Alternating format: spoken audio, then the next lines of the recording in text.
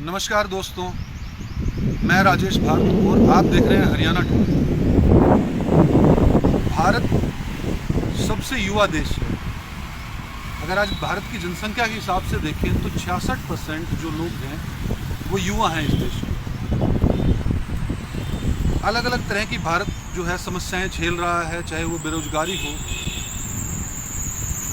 चाहे वो क्या क्या मुद्दे हैं सर, महंगाई हुआ और भी अन्य समाज के अंदर अलग अलग तरह की समस्याएं भारत झेल रहा है। लेकिन जो सबसे बड़ी समस्या आज भारत देश के अंदर उभर कर निकली है वो है नशा। पूरा देश जैसे नशे के अंदर लगातार डूबता जा रहा है।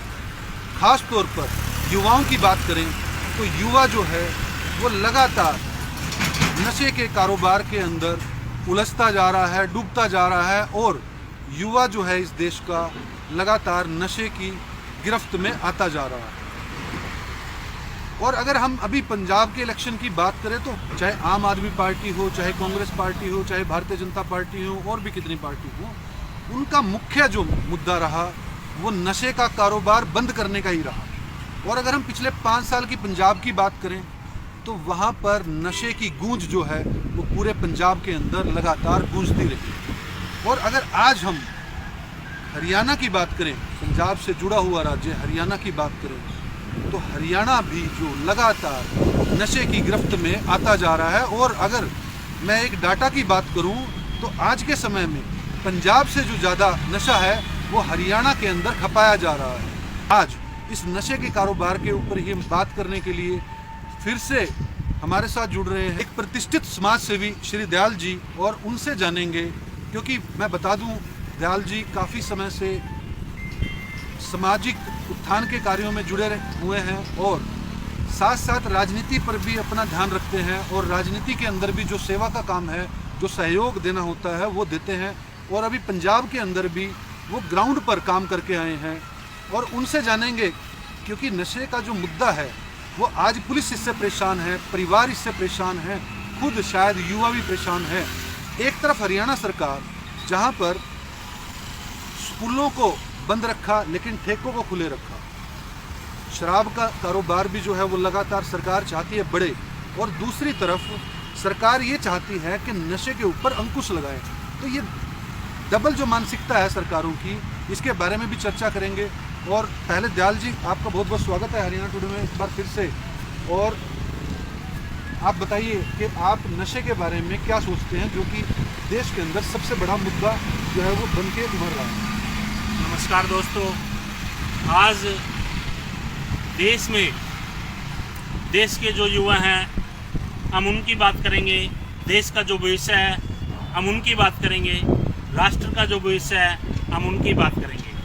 युवा हमारे परिवार का भविष्य है, युवा हमारे देश का भविष्य है, युवा हमारे राष्ट्र का भविष्य है। और आज के इस समय में हमारा युवा नशे में, बहुत सा युवा गिरफ्त होता जा रहा है। कुछ ऐसे गिरोह हैं देश में, अलग अलग राज्य में, और वो हरियाणा में भी हैं कुछ बेल्ट में, और वो नशे की गिरफ्त में युवाओं को चपेट में ले रहे हैं। और नशा हमारे युवाओं का भविष्य बर्बाद कर रहा है, ज़िंदगी खराब कर रहा है, उनका हेल्थ के रूप से भी स्वास्थ्य उनका खराब हो रहा है। आज इस पर ध्यान देने की ज़रूरत है, हमारे देश को इस पे काम करने की ज़रूरत है। मैं सभी सामाजिक संगठनों से, देश के सभी सरकारों से, मुख्यमंत्रियों से और प्रधानमंत्री से और आईपीएस और आईएएस से, सभी से मेरा अनुरोध है कि आपके अपने देश के भविष्य को बचा लीजिए। ये ज़रूरी है इस ध्यान देना कि किस किस राज्य में, किस ज़िला में, किस ब्लॉक में कितना नशा है।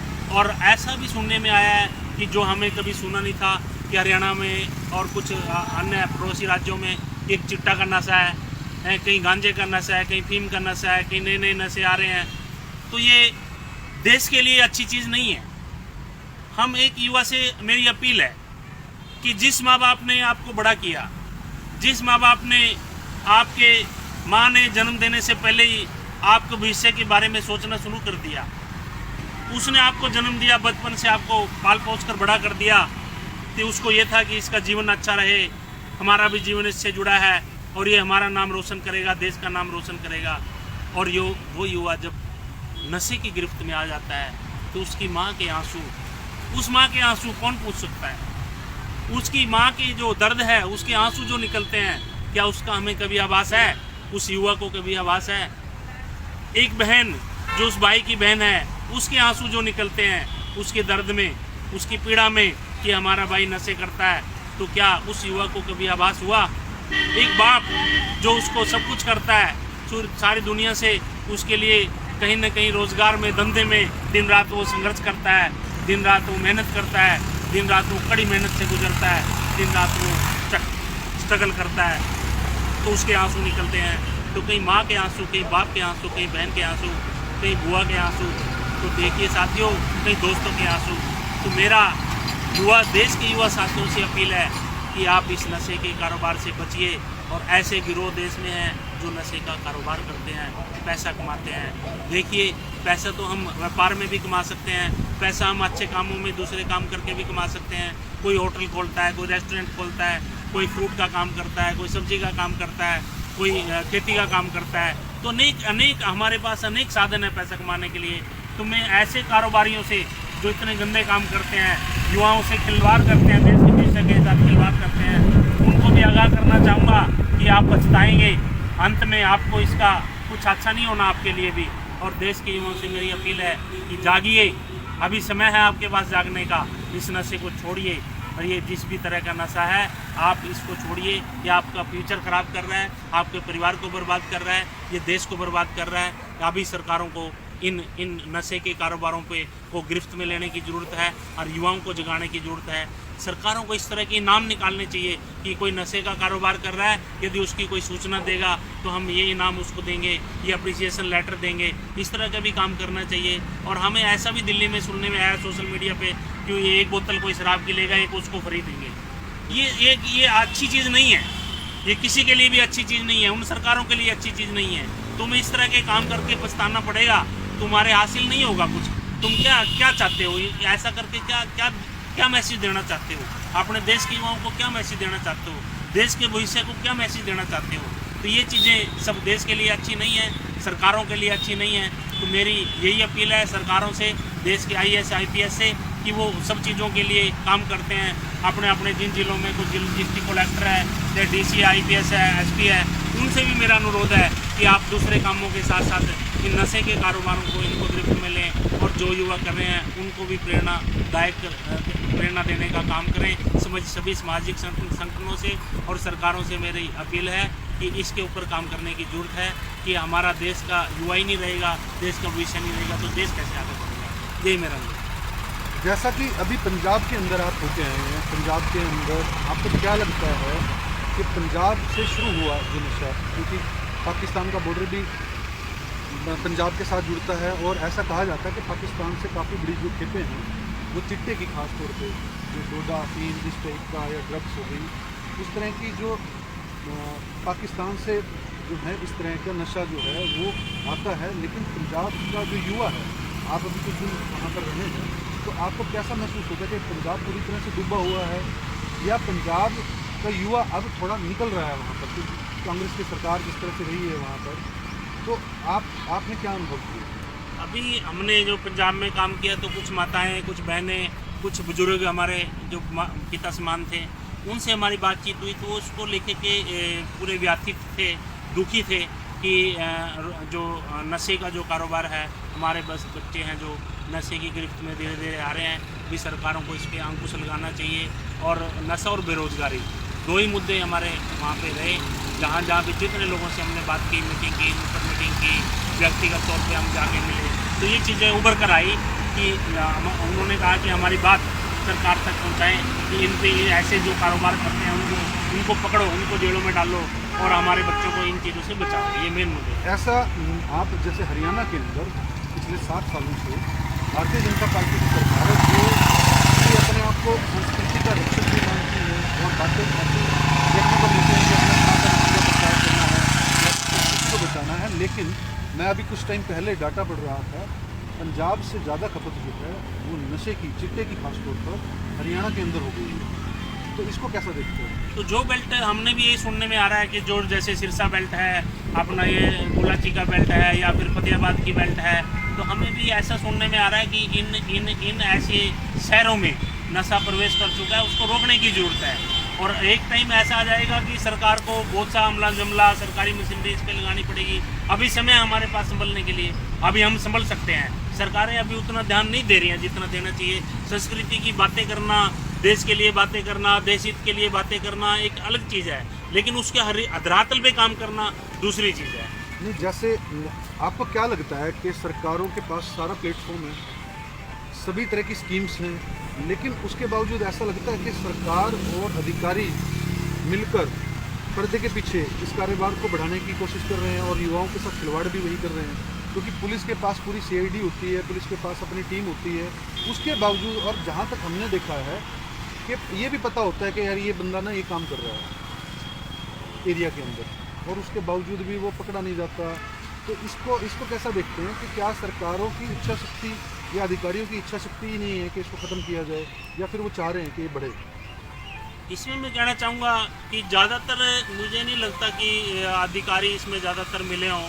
कुछ अधिकारी इसमें मिले हो सकते हैं, बहुत से अधिकारी हमारे अच्छे हैं, वो भी नहीं चाहते कि हमारे देश में ये नशे का कारोबार बढ़े।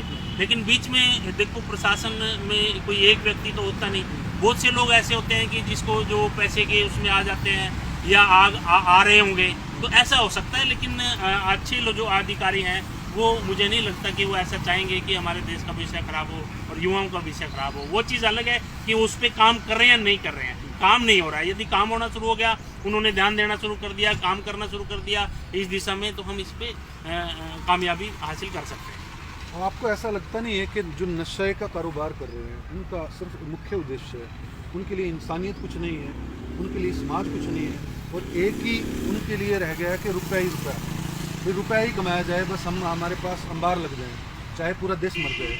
ऐसी सोच के साथ नहीं ये लोग बढ़ रहे हैं आगे। ये लोग जो इस तरह का कारोबार करते हैं नशे का, जो आप ये मान के चलो कि उनकी संवेदनाएं खत्म हो जाती हैं, उनकी भावनाएं नहीं रहती, इंसानियत नहीं रहती कि भी जो आप चिट्टा का नशा इस तरह का जो कारोबार कर रहे हैं, कि उनकी इंसानियत कहाँ चली जाती है। तो ये सोचने की बात है कि जो ये नहीं सोचते कि ये किसी का बेटा है, किसी का भाई है, किसी का ये देश का भविष्य है।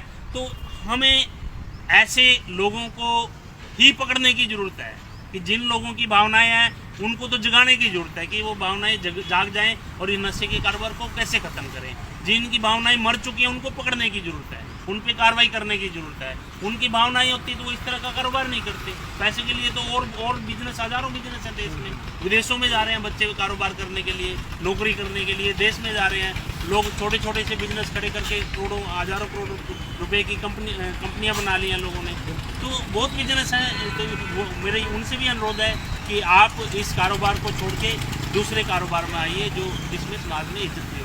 नशे का कारोबार कर रहा है, जो युवाओं के भविष्य के साथ खिलवाड़ कर रहा है, इनके अंदर इनकी जो मानसिकता है सिर्फ और सिर्फ रुपया है, किसी भी एवज में किसी भी ढंग से रुपया कमाया जाए। आपको ऐसा नहीं लगता कि कानून जो है वो और सख्त होने चाहिए ताकि जो भी पकड़ा जाए और वो भी सोचे ही ना कि इस कारोबार को कानून, हमें लगता है कि कानून तो सख्त हैं, पहले से ही सख्त हैं, लेकिन उसमें उसको इम्प्लीमेंट करना एक अलग काम है। उनको पकड़ना जो कानून की नज़रों से बचे हुए हैं, जो कानून की नज़रों से छुपे हुए हैं, जिनका पता नहीं चल रहा है। या सरकारों के पास और बहुत से मुद्दे हैं कि वो इस मुद्दे पे हो सकता है सरकारों ने, पूरा देश की सरकारें ध्यान नहीं दे रही हैं, लेकिन एक समय आएगा कि हर राज्य में नशा का जो कारोबार और नशा मेन मुद्दा होगा। और इसी तरह से जैसे अभी बिहार में भी सुनने में आता है कि नशे के मुद्दे पर उनकी सरकारें आई, तो ये आने वाले टाइम में आज ही अभी पंजाब का मुद्दा नहीं है, हरियाणा का भी बनेगा, अभी उत्तर प्रदेश का भी बनेगा आने वाले 5-7 साल में। ये मुद्दा हर स्टेट में होगा, हर राज्य में होगा और सरकारों की सिरदर्दी होगी। तो अभी से बेहतर है कि हम इस पर काम करने की जरूरत है। नशे के मुद्दे के ऊपर बात की है दयाल जी से और उन्होंने अपने विचार रखे, लेकिन मैं भी जनता से अपील करना चाहूँगा, जो भी युवा या जो भी व्यक्ति इस वीडियो को देखे, इसको अधिक से अधिक शेयर जरूर कीजिए। आज जिस तरह से देश का युवा नशे की गिरफ्त में होता जा रहा है, वो दिन दूर नहीं कि आने वाले कुछ दशकों में इस देश का भविष्य पूरी तरह से बर्बाद हो जाएगा।